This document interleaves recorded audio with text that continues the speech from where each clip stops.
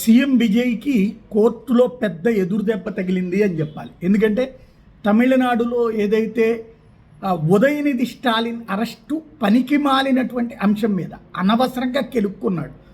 త్రిష గురించి ఉదయనిధి స్టాలిన్ నేరుగా ఎలాంటి దుర్భాషలాడలేదు, ఎలాంటి దారుణమైన పదజాలము వాడలేదు. అతను విజయ్కి కొన్ని సమస్యలు ఉన్నాయి అనగానే త్రిష నడిచింది కార్యకర్తలు. అది కూడా సమస్య అన్నారు కానీ ఆమె పట్ల బూతుగా దురుసు ప్రవర్తన లేదు.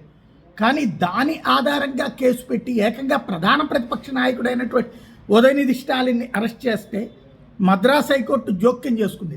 తక్షణం విడిచిపెట్టమంది. పోలీసులు కూడా యూటర్న్ తీసుకున్నారు.